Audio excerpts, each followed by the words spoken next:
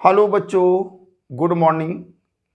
बच्चों, आज हम लोग स्टार्ट करेंगे स्टेबिलिटी ऑफ कॉम्प्लेक्स कंपाउंड, जिसमें हमने effect of central metal ion की बात कर चुके हैं। आज हम बात करेंगे कि इफेक्ट ऑफ लिगेंड्स, लिगेंड्स का क्या इफेक्ट पड़ेगा स्टेबिलिटी ऑफ कॉम्प्लेक्स कंपाउंड में। तो हेडिंग डालेंगे, मतलब जो है effect of ligands on stability of complex compound। तो effect of ligands, effect of ligands, ligands on stability of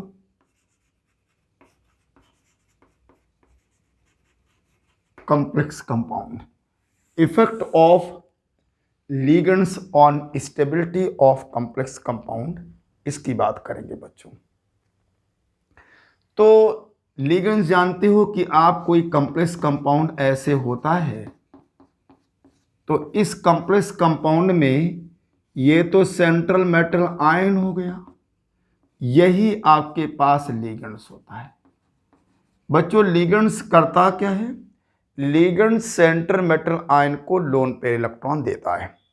अब लिगेंड जितनी आसानी से दे देगा तो वो कॉम्प्लेक्स उतने जल्दी बनेगा और स्टेबल बनेगा।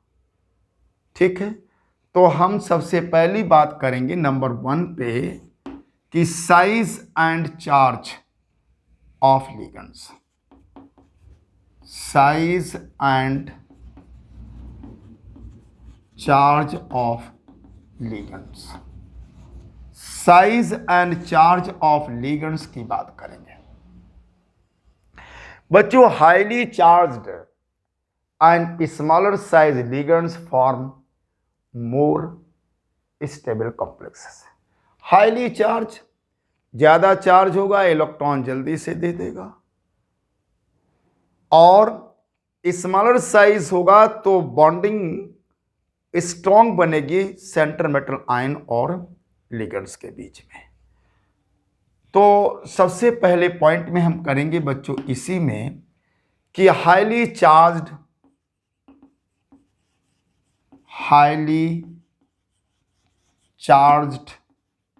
And smaller size of ligands forms more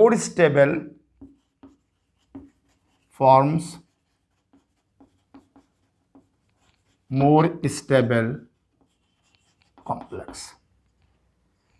बच्चों, और एक बात बता दें, जैसे एग्जाम्पल में हम बात करें, एग्जाम्पल की बात करें तो जैसे मान लो F माइनस है, Cl माइनस है, Br माइनस है, I माइनस है, ये अगर मान लो लिगेंड्स हैं बच्चों, ये क्या हैं? लिगेंड्स।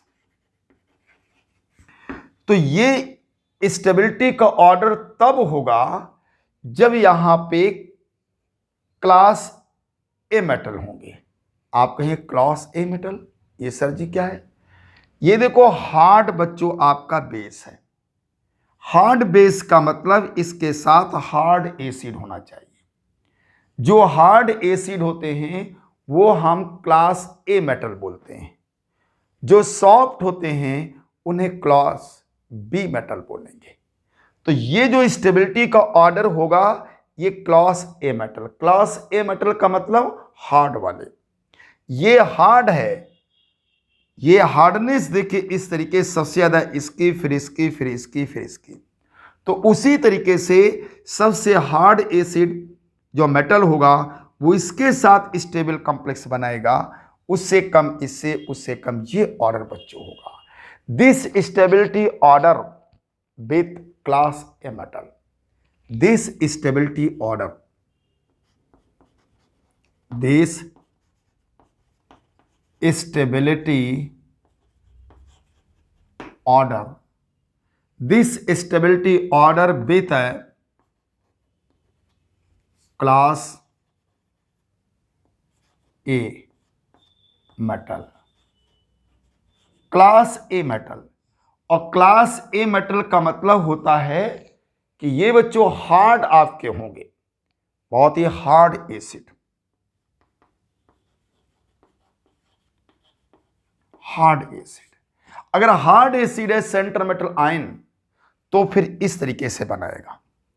और यही ऑर्डर बच्चों यहां पर भी आ गया ऐसे, इसको देखो यहां पे बना गया। तो this order, this stability order दिख रहा है, चलिए दिख रहा है बच्चों, this stability order, this stability order with class B metal.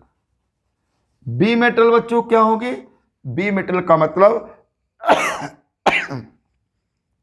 Soft होगा, ये सॉफ्ट एसिड होंगे।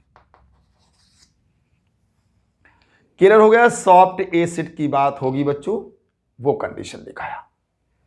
क्लियर हो गया? आप लोगों को बढ़िया ढंग से समझ में आ गया होगा, कोई दिक्कत की बात नहीं है यहां पे इस तरीके से। तो ये कंडीशन बच्चों आपके पास रही यहां पे।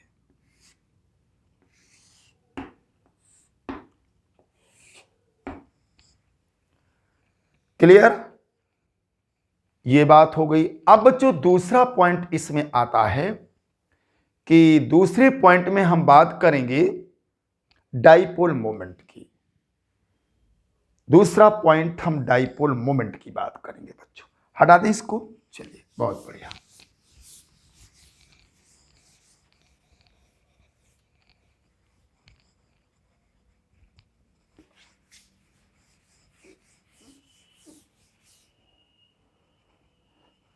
दूसरी बात हम डाइपोल मोमेंट की करते हैं। Dipole moment of ligands, dipole moment of ligands. चलिए डाइपोल मोमेंट्स की बात कर लेते हैं बच्चों, डाइपोल मोमेंट्स की बात करते हैं। डाइपोल मोमेंट्स में क्या होगा?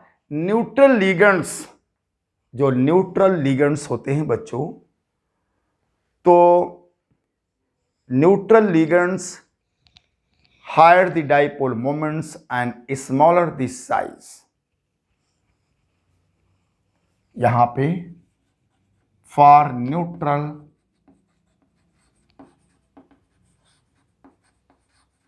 ligands, higher the dipole, higher the dipole moment and smaller the size, form the more stable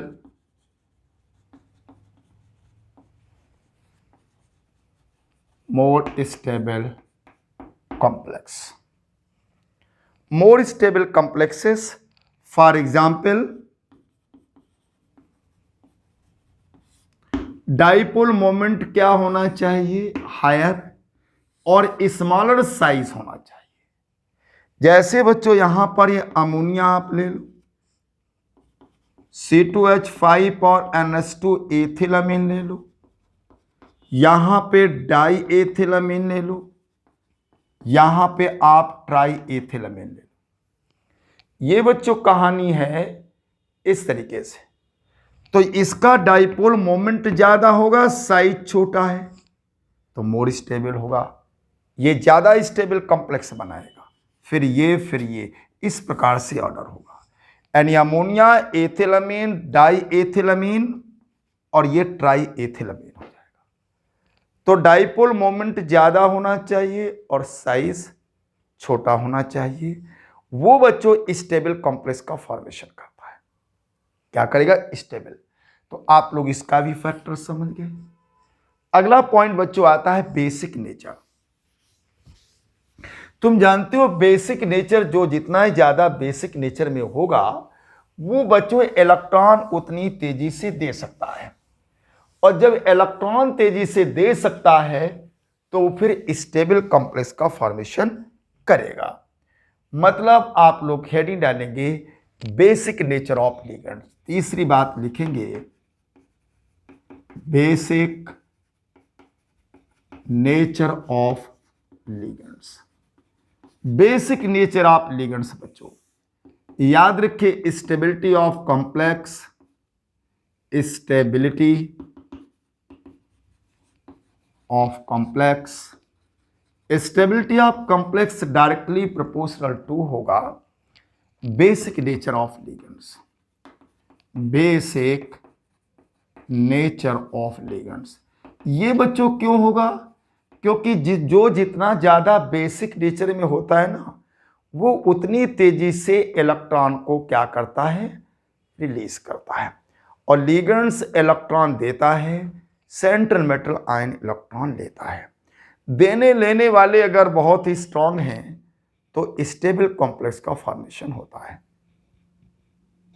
जैसे यहां पर देखिए, अमोनिया ज्यादा स्टेबल कॉम्प्लेक्स बनाएगा इस प्रकार से। यहां पर ये ऑर्डर होगा with alkali metal this stability, this stability observed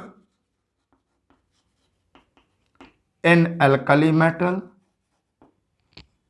alkaline metal or first transition series, first transition series metal. यानी फर्स्ट ट्रांजिशन सीरीज मेटल बच्चों जानते हो, अल्कलिन और अल्कलिन अर्थ मेटल भी हो सकते हैं, अल्कलिन और अल्कलिन अर्थ मेटल। और फर्स्ट ट्रांजिशन सीरीज का मतलब होता है scandium, titanium, vanadium, titanium, vanadium, chromium, manganese, iron, cobalt, nickel. ठीक है, तो आप लोग बेसिक नेचर भी समझ में आपके आ गया। अगला बच्चों बहुत ही फेमस पॉइंट आ रहा है जिसको हम बोलेंगे चिलेट इफेक्ट, बहुत ही ज्यादा इंपॉर्टेंट बच्चों। दूसरा अगला पॉइंट होगा चिलेट इफेक्ट। ये चिलेट इफेक्ट की बात हम लोग करेंगे बच्चों। याद रखो, chelated complex is more stable than non chelated complex. यानी चिलेटेड कॉम्प्लेक्स जितने भी होते हैं, chelated complex are more stable than non chelated complex, non chelated complex. अब नॉन चिलेटेड कॉम्प्लेक्स क्या है? जैसे सुनो, Cu और NH3 का होल 4+2। ये बच्चों अगर हम कॉपर बनाएं तो ये इस तरीके से बनेगा और यहां पर NH3 हो जाएगा। हाँ सर जी, बिल्कुल सही है। ये इस तरीके से आपने बना दिया। तो यहां देख रहे हो कोई रिंग का फॉर्मेशन नहीं हुआ। ये अपना जो है मोनोडेंटेट लिगेंड से जुड़ करके कॉम्प्लेक्स बना दिया। अच्छा, दूसरा बच्चों है, दूसरा कॉम्प्लेक्स बनाया CuEn का होल ट्वाइस और यहां पे +2 आ गया। बच्चों ये चिलेटेड कॉम्प्लेक्स है, ये आपके पास चिलेटेड कॉम्प्लेक्स है और ये है नॉन चिलेटेड।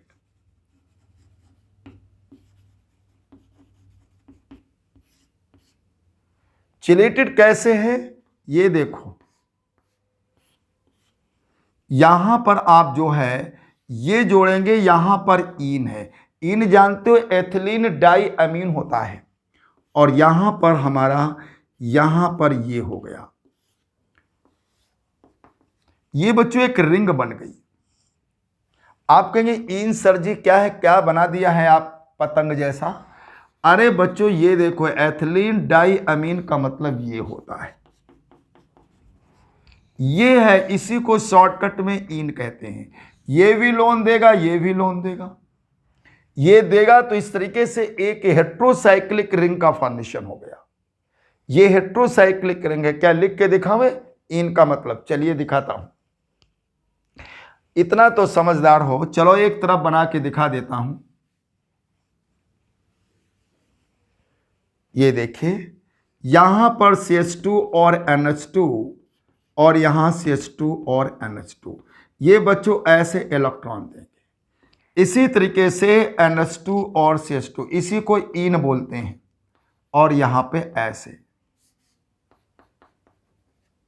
ये ऐसे बॉन्ड दिया, तो देखिए एक हेट्रोसाइक्लिक रिंग बन गई। 1 2 3 4 5, यानी 5 मेंबर्ड हेट्रोसाइक्लिक रिंग का फॉर्मेशन हो गया। तो अब बताइए, ये कॉम्प्लेक्स ज्यादा स्टेबल है, और यही चिलेशन इफेक्ट कहलाता है। यही चिलेटेड कॉम्प्लेक्स, ये नॉन चिलेटेड है। इसका यहां से बॉन्ड टूटेगा तो अमोनिया अलग हो जाएगी, यहां से एक बॉन्ड टूटेगा तो एक से तब भी जुड़ा है, और मौका मिला तो फिर जुड़ गया, तो स्टेबिलिटी तो ज्यादा है भाई। कोई चीज 4 जगह से जुड़ी हुई है, 2 जगह से 3 जगह से जुड़ी है, तो स्टेबिलिटी तो ज्यादा ही। एक बॉन्ड टूटेगा तो दूसरे से जुड़ा है, दूसरा टूटा तीसरे से जुड़ा है, या तो फिर आपका जो है एक जो टूट गया वो मौका पा करके फिर जुड़ जाएगा, तो स्टेबिलिटी तो बढ़ी जाएगी। तो chelated complex are more stable than non chelated complex. ठीक है, तो स्टेबिलिटी आप ये भी समझ गए। जैसे बच्चों हाइड्रेट कैडमियम आयन की अगर हम बात करें, उसको सब्स्टिट्यूट के आधार पे समझें, तो फिर स्टेबिलिटी का ऑर्डर आप देखिए किस तरीके से इसे हटा दें। चलिए, बहुत बढ़िया, समझ गए होंगे। जैसे बच्चों एक हम एग्जाम्पल आपको दे रहे हैं बढ़िया सा, जिसमें जितने ज्यादा चिलेटेड कॉम्प्लेक्स होगा वो उतने ज्यादा स्टेबल होगा। हम लिख सकते हैं stability proportional to chelation, chelation of complex. कितना कॉम्प्लेक्स कंपाउंड में चिलेशन है, जितने ज्यादा चिलेशन उतने ज्यादा उसकी स्टेबिलिटी होगी। जैसे फॉर एग्जाम्पल में और बताइए, देखो CD वाटर है 4, मोनोडेंटेड लिगेंड्स हैं बच्चों, तो इसमें 4 आप मेथिल अमीन के साथ रिएक्शन करा दो, तो CD और यहां पर मेथिल अमीन 4 आ जाएंगे, और इसी तरीके से बच्चों 4 मॉलिक्यूल पानी के निकल जाएंगे, +2 4 मॉलिक्यूल पानी के ऐसे निकल गए। कोई बात नहीं, यहां पे 4 मॉलिक्यूल, यहां पे भी 4 मॉलिक्यूल, तो डेल्टा S की वैल्यू यहां 0 हो गई, मतलब चेंज इन एंट्रोपी 0। क्यों? जितने नंबर ऑफ मॉलिक्यूल्स इधर हैं उतने नंबर ऑफ मॉलिक्यूल्स इधर हैं। एंट्रोपी जानते हो, डिस्टर्बेंस होता है, थर्मोडायनेमिक्स में पढ़ा होगा। तो नंबर ऑफ मोल जब सेम है तो चेंज इन एंट्रोपी 0 हो गई। चलिए बच्चों, अगर हम यहां पे CD ले लें और H2O, और यहां पर रिएक्शन करा रहे हैं 2 EN आप समझ गए, अब बार बार नहीं बताएंगे इसको ओपन। ये बाइडेंटेड लिगेंड से 2 की जरूरत पड़ेगी, तो यहां CD और EN का होल ट्वाइस, और यहां +2 और 4 मॉलिक्यूल पानी के ऐसे निकल गए। अब बताइए यहां कितने मोल्स थे? 5, इधर भी 5। अब इधर देखिए 3 ही है, 1 ये और 2 ये, 3, और इधर तुम्हारे 5 हैं। इसका मतलब एंट्रोपी आपकी क्या हो रही है? बढ़ रही है। एंट्रोपी तो बढ़ रही है, क्योंकि इधर नंबर ऑफ मोल्स ज्यादा आ रहे हैं, इधर नंबर ऑफ मोल्स कम है। बच्चों इसके बाद हम ट्राइइन की भी बात करेंगे। क्या है सर जी ट्राइइन? चलो दिखाता हूं बच्चों। ट्राइइन की बात मतलब इसका एथिलीन डाइअमीन, इसका नाम एथिलीन ट्राइअमीन है। अभी इस फार्मूला लिख दूंगा। इसमें एथिलीन ट्राइअमीन का जब स्ट्रक्चर हम बनाएंगे, इसे हटा देता हूं। अगर हम इसका स्ट्रक्चर बनाएंगे बच्चों, तो यहां पर ये होगा NH2 CH2 CH2 NH CH2 CH2 NH CH2 और NH2। देखो यहां पर एक एथिलीन, यहां पर एक सॉरी, यहां एथिलीन, एक एथिलीन, यहां कितने एथिलीन हो गई? 4। यहां पे बच्चों 4 एथिलीन है, 4 एथिलीन है, सॉरी 3, 1 2 3, तो आपका ट्राई एथिलीन और टेट्रा अमीन हो गया। एक अमीन यहां पे, एक अमीन यहां, एक अमीन यहां, इसका मतलब ट्राई एथिलीन अमीन बोल सकते हो। तो यहां पे तो 4 डोनर एटम है, तो एक ट्राई इन की जरूरत पड़ेगी, तो यहां पर आपका ट्राई इन कर दिया और +2 और यहां पे 4 मॉलिक्यूल। अब बताओ बच्चों, इधर 2 ही मॉलिक्यूल हैं, 1 2, और इधर तुम्हारे हैं 5। डेल्टा एस जो है बहुत ज्यादा बढ़ गया, यहां एंट्रोपी सबसे ज्यादा बढ़ रही है। याद रखो बच्चों, जहां जितनी ज्यादा एंट्रोपी बढ़ती है वो कॉम्प्लेक्स उतने ज्यादा स्टेबल होता है, क्योंकि डिस्टरबेंस वाली चीजें अपने आप बड़ी तेजी से होती हैं बच्चों। डिस्टरबेंस वाली चीजें अपने आप बड़ी तेजी से होती हैं और स्टेबल होती हैं। तो यहां पे एंट्रोपी, और ये भी जानते हो जिसका जितने ज्यादा डेल्टा जी की वैल्यू नेगेटिव होगी वो उतने ज्यादा स्टेबल होता है। जैसे यहां पे अगर हम बच्चों एक फार्मूला लिखें, थर्मोडायनेमिक स्टेबिलिटी अगर हम आपसे कहें तो delta G naught this equal to delta H naught minus T delta S. ये थर्मोडायनेमिक में आपने पढ़ा होगा। बताइए यहां पे डेल्टा एस की वैल्यू सबसे ज्यादा होगी, जब ये ज्यादा वैल्यू होगी बच्चों तो इस डेल्टा जी की वैल्यू नेगेटिव आएगी, मोर नेगेटिव। यानी डेल्टा जी की वैल्यू जितनी ही ज्यादा नेगेटिव होगी कंप्लेक्स कंपाउंड उतना ही ज्यादा स्टेबल होगा। इसमें डेल्टा एस की वैल्यू सबसे ज्यादा, इसमें ज्यादा है लेकिन इससे कम है, और इसमें डेल्टा एस की वैल्यू 0 तो 0 हो गई, तो कुल मिलाकर के ये कॉम्प्लेक्स सबसे कम स्टेबल है। यानी स्टेबिलिटी ऑफ कॉम्प्लेक्स लिखेंगे, stability of complex, stability of complex increases with increase of more negative value of delta G not.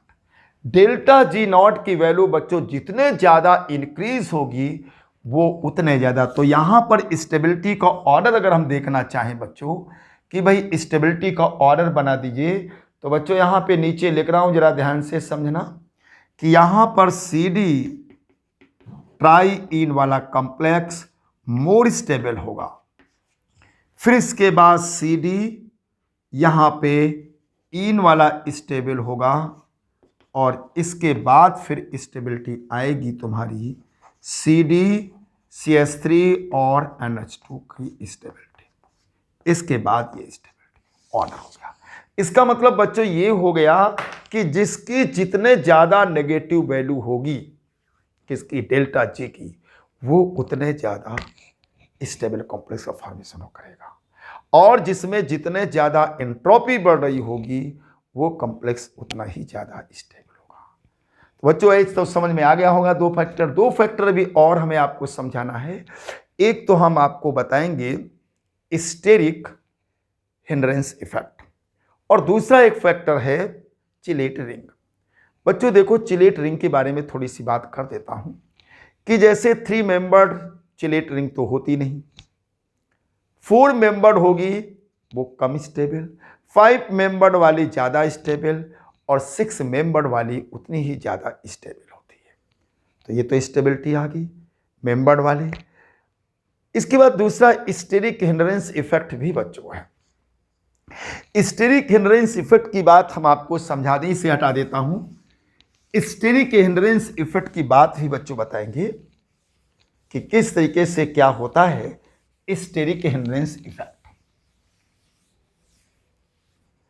बच्चों जैसे मान लीजिए ये लिगेंड्स है, एथिलीन डाई अमीन लिगेंड्स ये है। दूसरा लिगेंड्स बच्चों आपने ये बना दिया,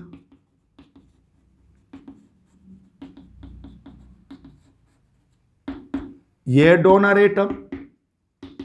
तीसरा लिगेंड्स आपने ये बना दिया बच्चों, वही है